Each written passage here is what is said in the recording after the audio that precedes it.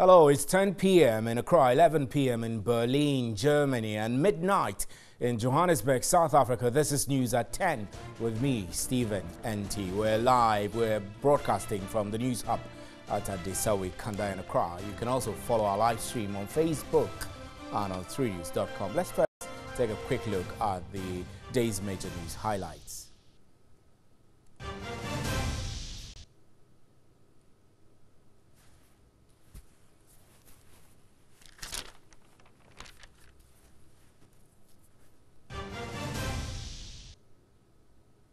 They were present in the chamber but will not participate or contribute to business on the floor of Parliament. The minority says they are protesting by keeping silent just to register their displeasure over what they termed the majority's disrespect for them on Tuesday before debate of the Cash for Seats report.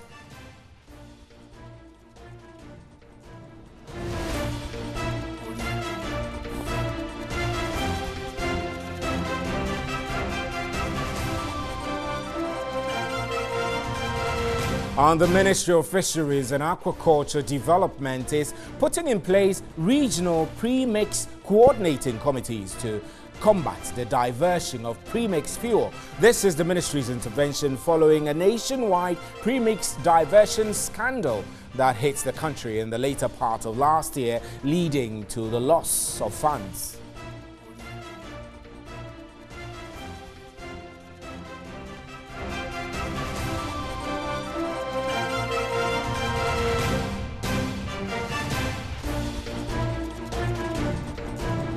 And a senior research fellow at the Institute of Democratic Governance, IDEC, Dr. Kwesi Jonah, wants President Akufo-Addo to tackle his promise of having Ghanaians directly elect municipal, metropolitan and district chief executives. Dr. Jonah also wants the president to give definitive statements and clarity on the creation of new regions.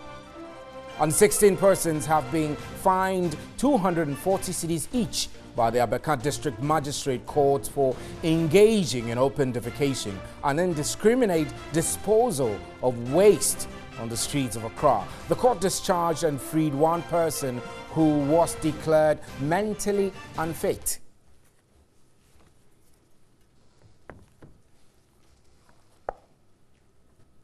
And elsewhere in the world, police in China have begun using sunglasses equipped with facial recognition technology to identify suspected criminals. The glasses are connected to an internal database of suspects, meaning officers can quickly scan crowds while looking for fugitives. But critics for the technology will say that it will give the police even more powers.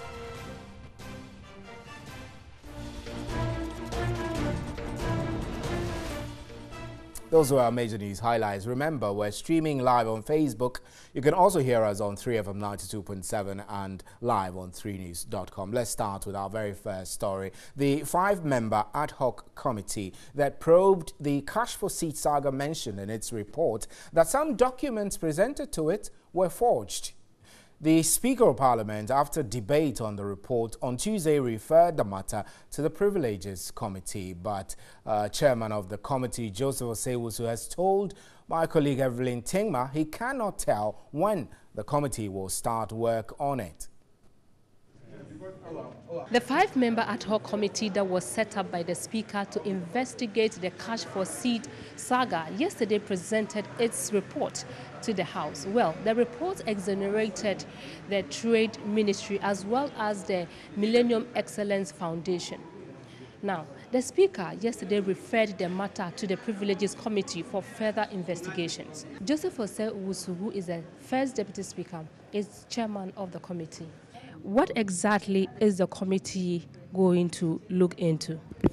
What I heard Mr. Speaker direct was that documents that were presented to the committee should be referred to the Privileges Committee to look at and examine if there were any acts of breaches of the privilege of members. That was following from the finding that certain documents were forged. by the committee. So if those things come to the committee, then the committee will look at what are the rules regarding giving evidence, statements by members of parliament vis-a-vis the constitution, and then determine whether any member of parliament, committee member or otherwise, had conducted himself or herself in a manner which can be considered to be in breach of his privilege as a member. So what time frame are we looking at? Because I don't think I heard a speaker give you time. Because we are governed by the rules how committees should work. There are several other petitions pending, so this one will join the queue. So I'm not able to give any time limit. Now, they were present in the chamber but will not participate or contribute to business on the floor of Parliament. The minority in Parliament say they're protesting by keeping silent just to register their displeasure over what they termed the majority's disrespect for them on Tuesday before the debate of the cash for seat report. It's Wednesday, a day after the minority staged a walkout over claims that the majority members on the 5-member ad hoc committee that was probing the cash for seats saga refused to accept the views of the minority's side for the final report. The minority decided to embark on a silent protest on the floor of Parliament Wednesday. Their silence at a point affected proceedings after the first Deputy Speaker decided to suspend a particular motion on the floor, but the majority leader disagreed. Can we suspend the consideration of this one when those in whose constituency they are resume work, then we'll consider them? We have a fully fledged sitting of the House, and the two sides of this House are populated by members of this House. So if any business is transacted, it's transacted in the name of Parliament. So we can go on. Deputy Minority Leader James Kluchi-Aveji told me the protest was in reaction to the disrespect shown them by the majority. So we gave them our views, they snubbed our views, they brought in what they think they should do to cover up. And when we walk out, we protested, they said no, we walk out. They did their own thing, they insult us the way they wanted to do it. And they want us to come and participate in the work. We'll come. If there are issues that we think we'll talk to it. But if we think that doesn't concern much about us as a minority, we'll be quiet. He says they will participate on the floor when the need be. But if you say that if you come and things that concern the minority, you will take part, what do you mean? Because you are here as legislators, everything that comes to Parliament should concern you. Definitely. If our views are being respected, we will continue to say and bring out our view if we feel that it's relevant. In fact, if we know clearly that it's something that will benefit the people of this country. How long is it going to take? We have not done anything that you will say, how long is it going to take? The protest. The protest. Not to talk on the floor. We are talking. And when the president comes, normally from the minority side, I mean, there are heckling and all that. So tomorrow, are you going to be silent like the way you are silent today? Heckling is not something that comes from the leadership of our side or from any side. But let me say about my side, we don't tell our people that heckle the presidents. But if members, sometimes you'll be there, they're at your back, you don't see them. Before you realize, they start talking, start heckling. So those are things that are bound to happen or not happen. Now, there is tension at Fuasi in the Etrima-Kwahoma district of the Ashanti region. Some angry youth Wednesday locked up the district chief executive Nana Ochiri Tewia in his office following a court ruling that the district capital should be moved from Fuasi to Chedie. Military and police personnel had been deployed to the town to forestall any disturbances. A court ruling in 2012 directed the relocation of the capital, and authorities have instituted measures to enforce the ruling. Let's quickly get onto the telephone lines and speak with Simon Osei-Mensah, who is the Ashanti Regional Minister. He's joining us now. Good evening, sir. Thank you. We're grateful for your time. So what measures is RECSEC taking to explain this particular ruling to the residents of Ofuasi? All right, thank you very much. I'm sorry I cannot put out in the public domain the measures that we are taking to enforce or implement the ruling of the court. But you can give us an idea? No, I cannot, but I can give you the background of the ruling and also what has happened so far. But I don't think it's necessary for me to put whatever strategies that we have out there. But RECSEC, no, the question I was asking you doesn't border on national security, sir. Listen, please. Security issues, you don't just put your security strategy. But the question I was asking, sir, doesn't border on national security. I'm only asking what RECSEC is doing to inform the people, to make them understand this ruling. Just like, are you communicating with the residents? Involvement, yes. That one I can respond. Exactly. And we've involved them anyway. I've met the people of Swansea about 3 times. I've met not the people, but the leadership, the chief and elders, assembly members, about 3 times. And I've met the chief and the elders of Chedie. I've briefed Otunfo about it. Otunfo has also met them, both parties. So we've involved them. If anybody says we've not involved them, then I don't know what the person wants us to do. So for the involvement, we've involved them. But you know, it's not easy. Somebody or a community having the district capital for 10 years, almost 10 years, and slipping through their fingers, definitely they will not be happy. But what I've always made them understand is that I, as regional minister, cannot do anything. So even the president himself, I'm sorry to say, cannot do anything. I understand perfectly. I mean, this is a court ruling court that can amend or reverse its decision. And I've told them that 3 times I made them that if they want reversal of the decision or amendment or whatever, then they have to go to the Supreme Court by whichever means, and then get the Supreme Court to amend or reverse its decision. Right. I perfectly understand that this is about rule of law, a court decision that needs to be implemented and all of that. But this violence that more like erupted with the angry youth locking up the DCE, Nanochiri, it's a bit worrying. Do you have an idea which group could be behind this act and what the security agencies... Definitely the youth of Swansea, because the report I received first from the DCE before I invited the military, the police and the military to send reinforcement there to ensure peace in the area. Is that he said he went to the chief of Swansea to inform him about his movement to Chedie, and which I don't do, and I don't understand why he did that.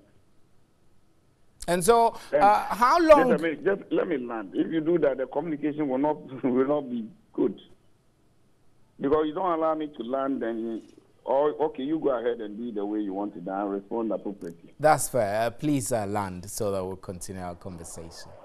Because just last Friday, the whole Regional Security Council, we invited them. It wasn't Friday, we invited them earlier and had discussions. That was on Monday.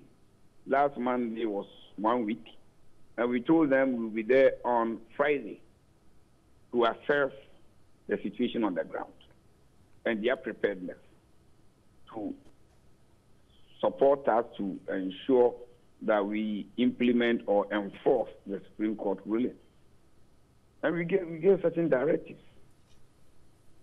So I was taken aback and I was astonished to hear that they went to the chief of Ofuase today. Because the assignment we've given them does not include that. But that notwithstanding, maybe they found it appropriate to go there. Right. And then inform the person they are moving. Right. So are you hopeful that this situation would be contained? And how long are you... It's already contained.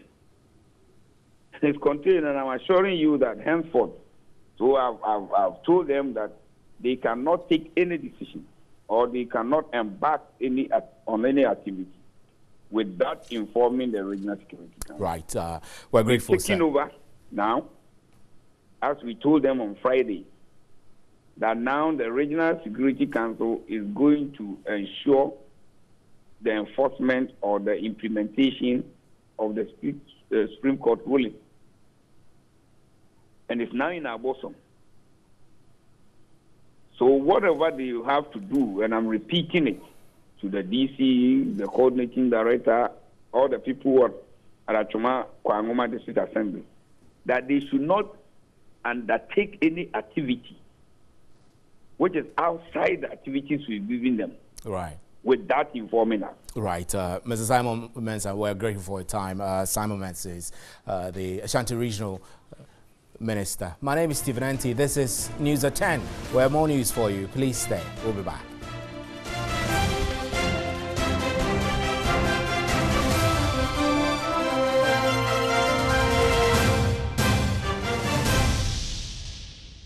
Welcome back. Now, the Deputy Speaker of Turkish Parliament has said the Fethullah terrorist organization linked schools were not only a threat to the security of Turkey, but also for other countries where the terror group is active. In a meeting with the head of the Ghana-Turkey Inter-Parliamentary Friendship Group, Sualihu Al-Hassan Dandawa, the Republican People's Party MP Yasa Tuzun, drew attention towards the presence of Fethullah terrorist organization linked schools in Ghana. Let's quickly get onto the telephone lines and speak to Emmanuel Koting. Emmanuel Koting is a counterintelligence expert and he's joining us now. Good evening, Mr. Koting. So this Fethullah terrorist organization linked schools, what is it really about? Should we be bothering our head about it?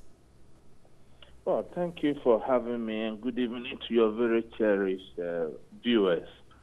In fact, the schools, on the contrary, are playing a very major role in our economic development. I know one in East Legon. I have friends whose children are attending such schools. But this is the background. You see, the current government of Turkey have shown heaven and hell to crack the PKK. Right. So, Mr. Koting, let's first set the ground rules before we continue. Okay. The Turkish deputy Turkish minister is saying that the Fethullah organization is backed by terrorists. Is that a true reflection of what the organization does everywhere else in the world, apart from the good reports that you have about their operations in Ghana? Well, that's the view of the Turkish government. Just to give you some little background, if you look at the fight against terrorism, especially in Syria, the Turkish government has gone for, after this organization, the U.S. are rather supporting to fight the terrorists. So it's a political game here. And the channel they are passing this intelligence to the government of Ghana even break protocols. In intelligence sharing, when it comes to terrorism, it's not passed on forums of this nature. And if you listen carefully to the statements of the Deputy Speaker of the Turkish Parliament, he was elucidating to his fears of this organization by equating it to the fact that if Turkey is under attack, Ghana is under attack. And I beg to differ on that score. And I feel that it's a political statement, and we should not have any cause for alarm. I see. Look at this guy. Fethullah Gulen is a resident in the U.S. currently. If this man was a terrorist, I'm not sure the U.S. will be keeping him. But Mr. Korting, the concerns have also been that there are already various Muslim or Islamic sects in Ghana already. We have the Tuba, we have the Ahmadiyya, we have the Sunni, and all those sects of Islamic sects in the country already. Is this a sect, or is just an organization, or I should say foundation, which is seeking to do good in Ghana, or it is seeking to win souls for a different sect of Islam? This very one is not a sect. It's a foundation kind of. And this foundation is linked to the Islamic cleric Fethullah Gulen.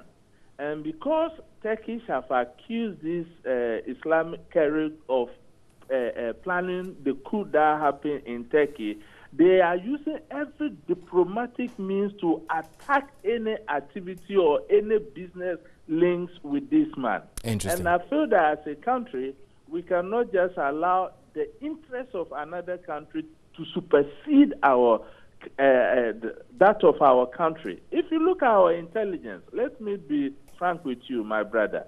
When it comes to external existential threats, we are on top. Our only problem as a country is our internal security. But when it comes to external security, go everywhere in the world. Ghana is always praised. And it is even reflective of our intelligence officers and our peacekeeping officers that have served over the period. Right, so Mr. Korting, I'm afraid. I allay the fears of Ghanaians. There's nothing to worry about. Right, Mr. Korting, we're grateful for your time. Thank you extremely. Emmanuel Korting is a security analyst. And that's it for News at 10. I'm Stephen Enti. There is more news at 3news.com. On behalf of the crew here, good night.